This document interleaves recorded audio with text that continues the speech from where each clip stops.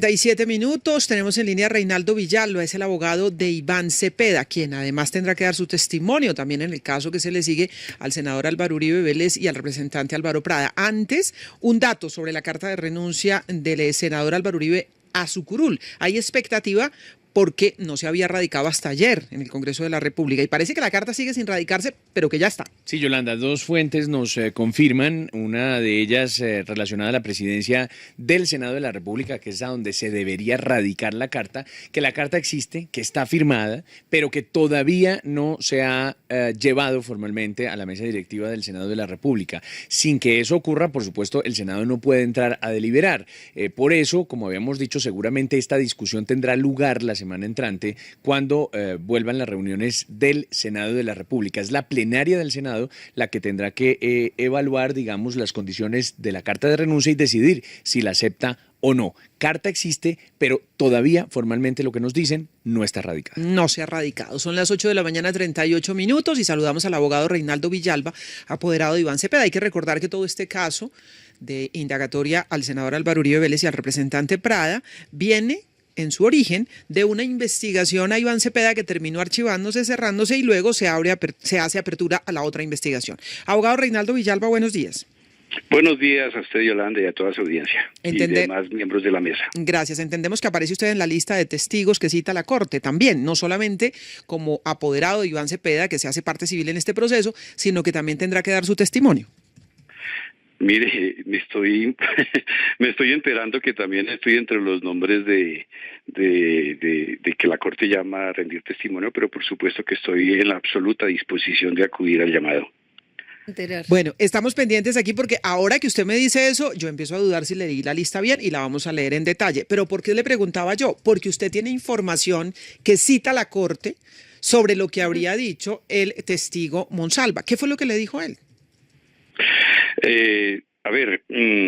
A través de tercera persona me enteré que el señor Monsalve había recibido una llamada que habría quedado grabada, que es la que ya los medios de comunicación pusieron en conocimiento público, relacionada con un personaje caliche que llama al señor Monsalve de la Picota para convencerlo de que se retractara a través de video o de algún escrito sobre las declaraciones que involucraban a Álvaro Uribe y a su hermano Santiago en fundación del bloque Metro de los paramilitares, y para convencerlo también de que enlodara el nombre de Iván Cepeda, mostrándolo como una persona que estaba ofreciendo dádivas para que se declarara contra estas personas.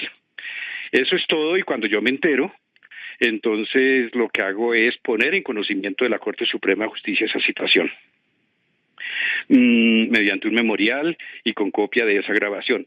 Y menciono eso porque pues yo no he tenido acceso todavía al expediente, no nos hemos constituido todavía como víctimas en estos dos nuevos procesos, es decir, el de la compulsa de copias y el que parte a partir del 10, valga la redundancia, el 16 de febrero de este año. Entonces no he tenido acceso a la actuación de la Corte en temas distintos, pero yo lo que hago es poner en conocimiento a la Corte. Cuando la Corte se entera de esa situación, entonces inicia esa investigación que la misma Corte en su comunicado reconoce hizo de manera profunda y que en parte los medios de comunicación ya han puesto en conocimiento público. Y bueno, por estos últimos hechos de febrero hacia acá, que la Corte decide llamar en indagatoria a los congresistas Uribe y Prada, y si lo ha hecho la Corte es porque realmente cuenta con elementos contundentes suficientes para haber tomado esa determinación. Abogado Reinaldo Villalba, hago una rectificación. Asumí personalmente que en la medida en que en el auto de la Corte que conocimos ayer estaban todas estas informaciones que usted tenía, que la Corte lo iba a llamar a declarar, pero mis compañeros que revisan en detalle la lista de los 30 testigos que van a estar, no aparece su nombre. Pero digo yo, es posible que seguramente esto que nos está contando usted tenga que contárselo de manera más formal a la Corte, aunque nos dice que ya hay un auto radicado allí. Pero hago la rectificación, me excusa usted y los oyentes. Juan Manuel Ruiz tiene pregunta para el abogado Reinaldo Villalba. Sí, abogado Villalba, solamente una precisión. ¿Cómo se comunicó con usted el señor Juan Guillermo Monsalve o cómo supo usted lo que él quería denunciar a propósito, por ejemplo, del caso del mensaje a través de WhatsApp y todo lo que ha desencadenado esta determinación de la Corte Suprema? Bueno, mire, en primer lugar, pues, como ustedes han informado al comienzo de esta entrevista, el proceso o el llamamiento a indagatoria se desprende del proceso del montaje que se hizo contra Iván Cepeda Castro. Entonces yo he tenido contacto en diligencias judiciales con el señor Monsalve, pero yo preferiría guardar el nombre de la persona que me informó a mí de esa situación y que me entregó el material que luego entregué a la Corte Suprema de Justicia por razones de protección y porque así me lo ha solicitado esta persona.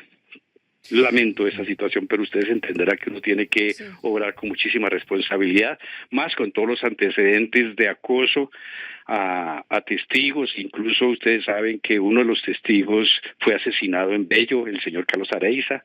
Entonces, pues debo ser responsable en ese manejo también. Abogado Villalba, hay un elemento adicional de lo que usted le comunicó a la Corte.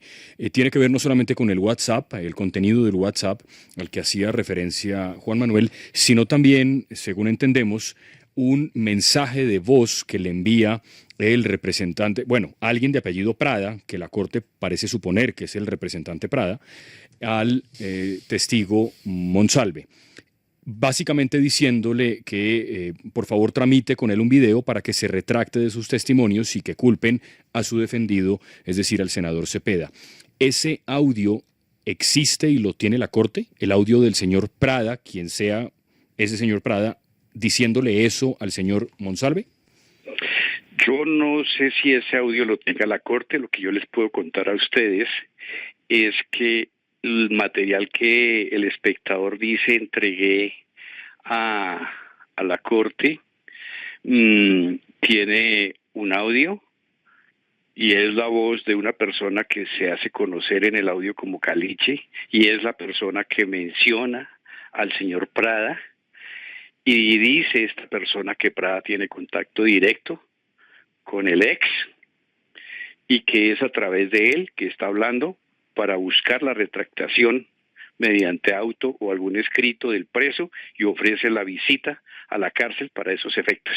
Eso es lo que yo les puedo decir con certeza para que la opinión pública lo tenga claro, pero esa otra parte, como yo les digo desde el comienzo de la entrevista, no nos hemos constituido en parte aún y por esa razón pues tampoco puedo tener conocimiento si existen otros audios porque la Corte Suprema en todo caso ha continuado con una gran cantidad de investigaciones y acciones que desconozco en concreto cuáles son.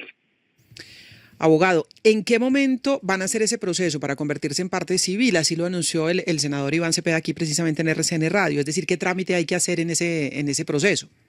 No, para constituirse en parte civil basta como se está llevando el caso a través de procedimiento a la ley 600, hay que hacer una demanda que es un escrito sencillo diciendo por qué yo soy afectado, por qué yo soy víctima y presentarla junto con el poder y ya en este caso la Corte toma la decisión de admitir o no la representación de la víctima. Ese es el trámite, es un trámite muy sencillo, sin embargo pues estamos conversando con el senador Iván Cepeda y también con el abogado Ramiro Bejarano, que conformamos el equipo jurídico, para determinar en qué momento nos podemos constituir como parte civil, es decir, como la representación de víctimas. Es una situación por definir el momento. Abogado Villalba, como lo decíamos al comienzo, en este auto de única instancia número 52.240 se mencionó la lista de las personas que deberán acudir, rendir su testimonio para aclarar todo lo ocurrido. Es una lista de más de 30 personas. A su juicio, ¿estas personas pueden ayudar efectivamente a aclarar lo ocurrido o faltan otras más? Bueno, yo creo que lo que también me he podido enterar a través de los medios son personas que tendrían, digamos, declaraciones claves para esclarecer los hechos, para llegar a la verdad. Y yo creo que en la medida en que se van desarrollando esas actividades probatorias, se van recibiendo esos testimonios, pues seguramente surgirán otros nombres y que obligarán a la Corte o a la representación de víctimas a solicitar que esos otros nombres que se vayan a mencionar también sean atendidos en declaración en la Corte Suprema. En principio es una lista que seguramente la Corte ha estudiado de manera cuidadosa y de allí pueden surgir muchas otras declaraciones en verdad. Doctor Villalba, en todo este caso parece ser protagonista y ficha clave un abogado, no me acuerdo el nombre, de apellido Cadena. Diego. ¿Quién es Diego Cadena en el círculo de los abogados? ¿Usted lo conoce? Pues la verdad es que este nombre yo lo vine a conocer en el marco de estos procesos. Yo antes no había tenido noticia de esta persona. Y luego, pues, por supuesto, me he venido enterando que el apellido Cadena de este abogado, pues, que es un abogado que ha defendido a algunos paramilitares, que eso no es ningún delito, todo el mundo tiene derecho a la defensa, y que además, pues, ha dicho que recibió poder del presidente Uribe. Nadie ha visto el poder, pero es lo que él manifiesta, para pasar por las cárceles a buscar presos que puedan declarar contra Iván Cepeda. Y bueno, lo que ya de más se conoce del papel de Cadena también en lo que tiene que ver con la presión a Juan Monsalve en la cárcel donde se encuentra privado de la libertad. Y pues no conozco más allá, pero indudablemente debe ser una persona que la Fiscalía General de la Nación pase a investigar. Y de hecho les puedo decir que también ya la Fiscalía tiene desde hace más de un mes, 2 meses, una denuncia penal contra esta persona relacionado con estos hechos. Ah, vea usted, que también el abogado, pues que lleva unas cosas, va a tener que responder por una denuncia. Abogado Villalba, muchas gracias. Le reitero mis excusas por el error que cometí cuando lo presenté. Muchísimas gracias por acompañarnos. Feliz día tengan todos ustedes. Que esté muy bien, él es Reinaldo Villalba, es el abogado de Iván Cepeda, que conoce por supuesto el caso y nos dice que se van a constituir en parte civil. Ya lo había anunciado el senador Iván Cepeda. Esto tiene su procedimiento, nos cuenta algunos de los detalles de lo que él ha conocido. Pero hay un montón de detalles que no se han conocido porque se habla de 100 horas de grabación. Sí. Muchas horas de grabación derivadas del famoso reloj. Empieza a hacerse famoso un reloj. Claro. No sobra recordar la historia. Un reloj de pulsera que habría sido entregado a Juan Guillermo Monsalve, el protagonista de la historia. Y que este hombre con este reloj, que se puede conseguir por Amazon o en la Casa del Espía, donde usted quiera, allí en el norte de Bogotá, En la Casa del Espía. habría usted Crónica de la Casa del Espía, bien. habría el señor Juan Guillermo Monsalve grabado conversaciones muy comprometedoras, según ha trascendido el pasado 22 de febrero. Conversaciones al señor Diego Cadena, también a Enrique Pardo Hache, compañero de reclusión de Monsalve, y a otro señor Héctor Romero, quien defiende al exparamilitar. Incluso en los medios ha trascendido una serie de historias sobre quién entregó el reloj. Entonces la especulación es que la habrían entregado los británicos, MI6 probablemente, MI6. o que el reloj le habría sido entregado a Monsalve por su propia esposa, una médica que conoció estando él en la cárcel y que habría entregado el adminículo con el cual este hombre hizo la grabación, que se ha convertido en un elemento muy importante, como quiera que, si bien el reloj grabó bien las imágenes, no grabó bien el sonido. Y fue importante y fue necesario que los investigadores hicieran todos los procedimientos técnicos que ya reposan en la Corte para aclarar qué fue lo que se habló allí. En todo caso, elementos de película sí tienen hay, todo sí. eso. Todos. Sí, Eso seguramente que sí. De pronto termina en una película. No sabemos. Nada raro. Esperemos Nada cómo raro. termina la película de la vida real. 8:52.